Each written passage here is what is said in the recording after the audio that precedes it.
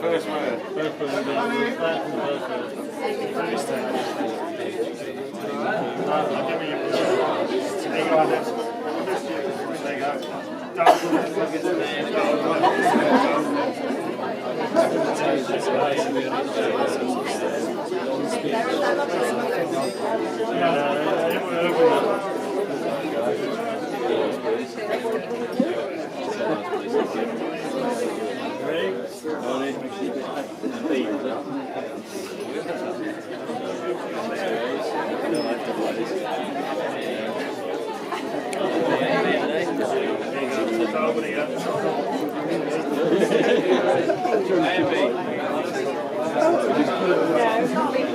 Can you hear me? Okay, there's some envelopes going around. Please don't open them until you're told to. Do not open them under any circumstances. Top secret until the time is right. Has anyone not got an A and a B? Anyone? Anyone need more envelopes? An A and a B? A's and B's.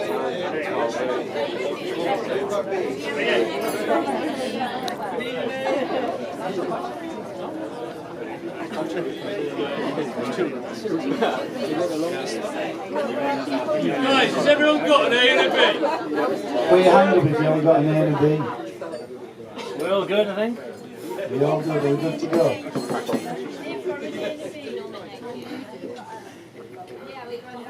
Okay, let's get started then. Okay, good afternoon everyone. For those of you who don't know me, I'm the slightly more mature and northernly polished version of the group.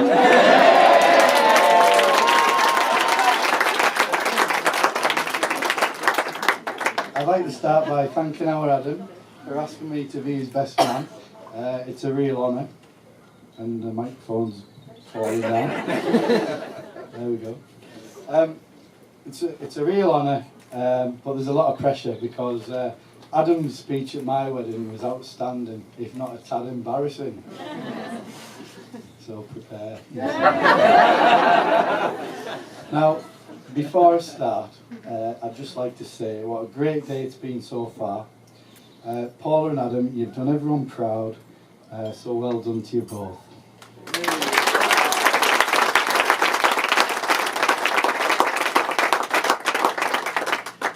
Now, while I agree with all the nice things that Ray said about my little brother, you don't want to hear that from me, do you?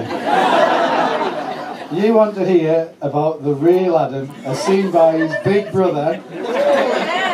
Now, I must warn you that I've tried to keep this speech on the fine line between blue and very blue. And the reason for that is a few weeks ago, I received an email. And I'll read it to you. If my phone works. Hi Chris, I'm really looking forward to hearing your speech. I don't think people will mind what you say, mate. The bluer the better, I think. Ray and Caroline don't know much about things before meeting Paula, so it'd probably be better coming from you. Speak soon, Adam. No, hang on. Now, this really surprised me somewhat, because normally, my brother, he hates being the centre of attention. And he's normally very coy about all sorts of things. So, this is, I've struggled with this speech. Chris, I've got to stop you there. What? I sent you that. What do you mean you sent me that? It wasn't that Adam. It was this Adam. But you normally sign your emails off as Beatty, don't you? I like to be a bit more formal when I'm doing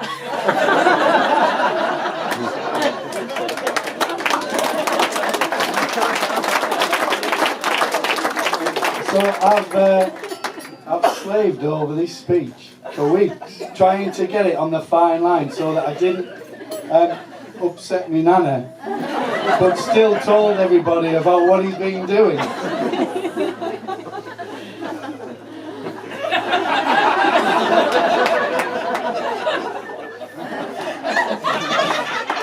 That's a speech gone then.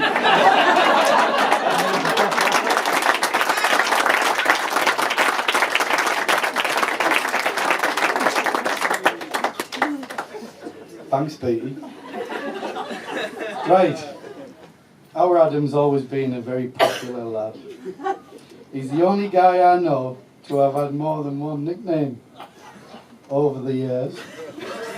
His first one was, ready for this, Wanger. Because he used to wang the ball all over the place when he played football or cricket. Later on in life, when we realised how close the name Wanger was to another word in the English language, he became Scobes. Now, personally, for obvious reasons, I prefer to call him Wanger. Amongst other things.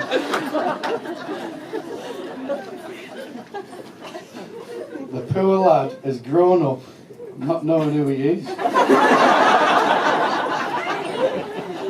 Is it Wanger? Is it Scopes? Is it Adam? Or more recently, at the weekend, Barbara.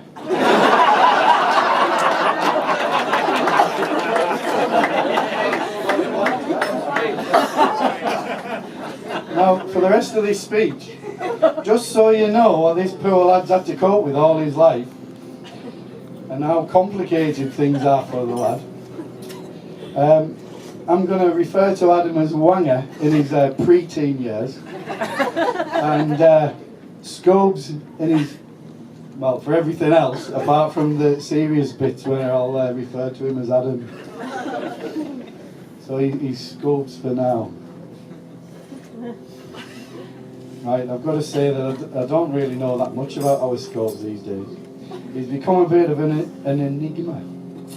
I know he lives in Hong Kong, and thanks to Paula telling me, I know that he's been fairly successful over there. He's always been a very modest lad, and he's always kept his cards very close to his chest, especially with me. And I think that's mainly because he knew that one day I'd have to do a speech about him every day. However, it's fair to say that none of us thought... Hang on, I've just missed one.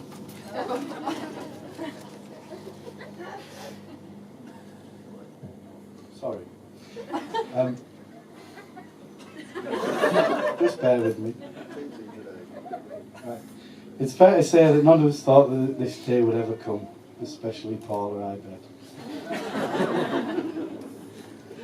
Our mum thought that he'd get married in the jungle one day, on one of his many adventures, and he'd never come back.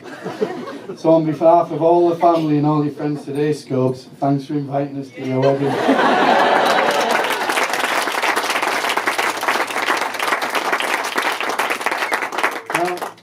One thing that Ray didn't mention about our Scobes is his stubbornness and his desire to do things differently to everybody else.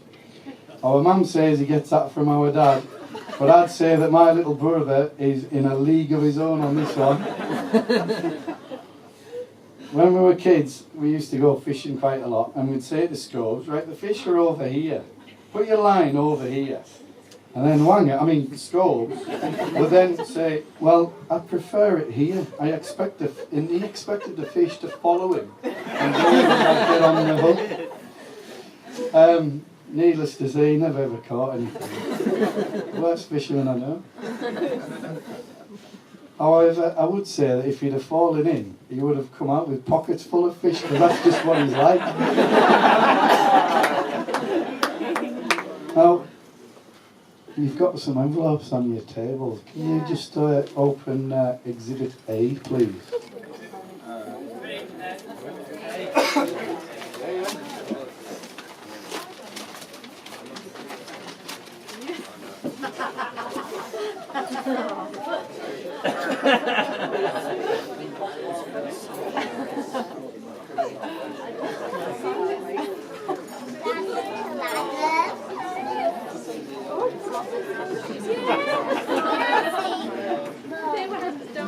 I must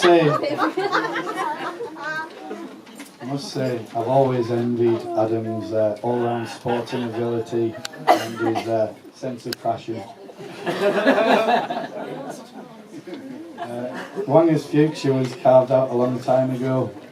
He's always been quite cute, as you can see, and his many sporting achievements helped him to get onto the sports science degree course that we all knew he should have done after staying on at school to do his A-levels. However, at the age of 16, Scopes being Scopes, decided he knew best and he left school to become a car mechanic. Even after 2 years of being an apprentice mechanic, he still doesn't know how to fix a car. I think Scopes' sense of adventure, luck and charm has helped him to succeed in most things that he does, which makes us all immensely proud of him and his achievements in life. I've thought a lot about this lately, and actually I really admire his ability to get everybody running around after him. However, this has affected his entire family over the years. Scopes used to have a paper round. Or should I say, the Williams family used to have a paper round. And the little Wanger used to get paid for it. Not many people know that Wanger had a paper round. He's the only paper boy I know to be chauffeur driven early in the morning by his mum and dad. This then progressed to Wanger staying in bed while mum and dad delivered his paper, as they knew the round better than he did. But on Fridays, it was payday and Wanger used to turn up for his wages. So then it got quite serious. He then got appendicitis and was extremely ill, to the point that I even went to visit him in hospital. So then, being the loving, supportive brother that I am, I got up in the wind and rain and I delivered his papers to keep his round open for him for when he got better.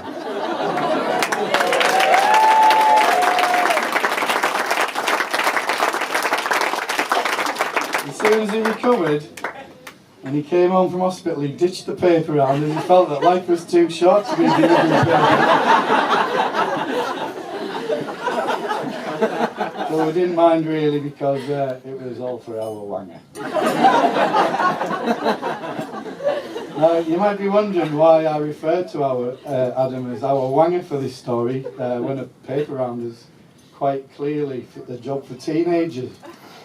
It's not that we send little kids out to deliver papers, it's just that I thought the name Wanger was more appropriate for this particular story.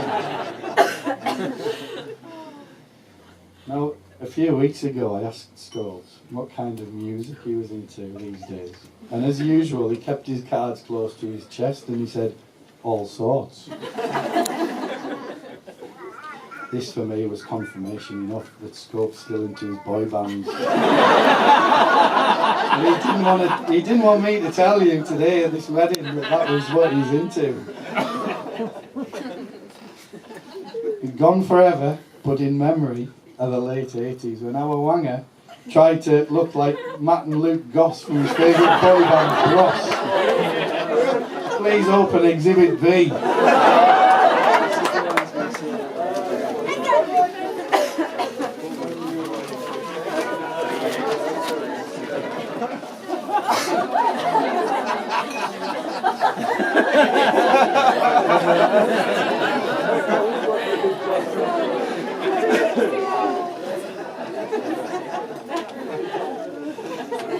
With half a tub of Brill cream on his hair, jumping round his bedroom singing, "When Will I Be Famous?" Stock Aitken and Waterman should have come up to Cockermouth, as they would have made a pile of cash from the talent unearthed at number 1 Kirkstone Avenue. He was far better than Matt and Luke. Well, quite a long time ago, I was starting to wonder about my little brother with his boy bands and his earrings and things like that. So I went to the Oracle on Affairs of the Heart that is Adam Beatty, or the agony aunt for the lads, Adam Beatty, because he knows about things like this. So I said to him, what's the crack with our scopes? All these lovely looking ladies are flocking around him and he never ends up with any of them. Does he like fellas? And Adam BT replied, "Nah, Maddie, he's our choosy." For those of you who don't know Cumbrian, that translated means your brother is rather discerning when it comes to going out with a lady.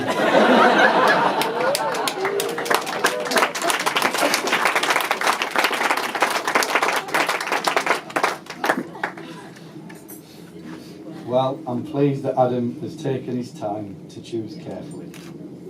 I know that our mum and dad feel that our Adam, I've got to get this round the right way, that our Adam has the perfect wife in Paula, and as they've considered her as a daughter for a long time now.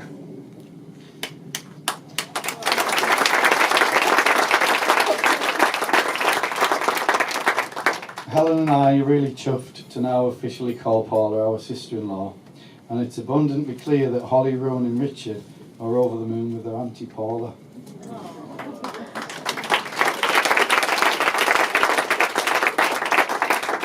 So on behalf of us all, welcome to the Williams family, Paula.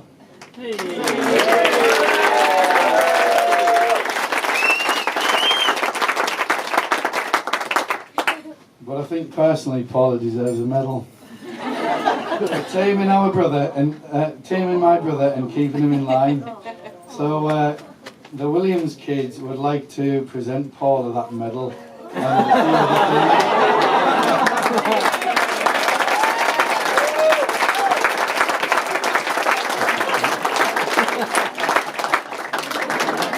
Richard's going to come up with a present for Paula to open. Rowan. Oh, Rowan is. So you've got a medal for looking after our Adam. You've got a horseshoe for good luck, and this present will hopefully raise a smile all the time. Yeah, please open it now.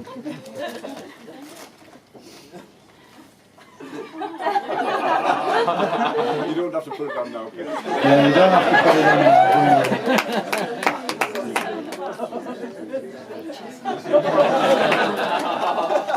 Mrs. Williams' #1 process.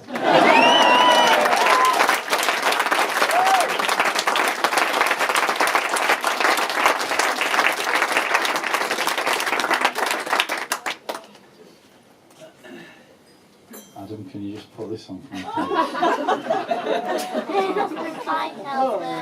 Now you might be wondering what this is all about. Let me fill you in. I'd like to thank Paula for holding Scobes' hand while they've been out and about. I know that she's been holding his hand because Wanger hasn't fallen over and bumped his head and ended up in casualty since he's met Paula. When Wanger was younger, every time we went out, he split his head open.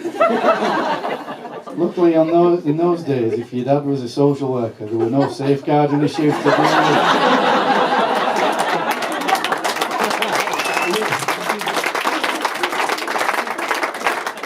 Yeah, even if your little boy spent more time in casualty than he did in the sweetie shop. Even when he was told to be careful, he had this ability to crack his head, either by climbing on walls, being downright stupid, or running into shovels. I would have loved to have been a fly on the wall in the treatment room that day when the nurse asked Dad, "So, Mr. Williams, how exactly did your son sustain his head injury?" And Dad answered, "Well, see, I was holding this shovel and he just ran into it."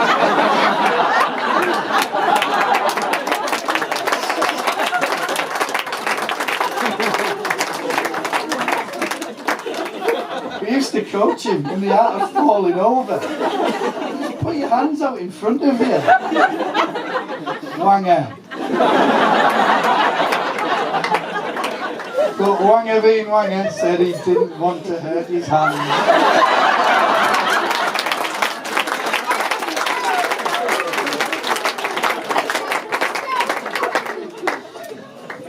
Now, despite all of this, Adam,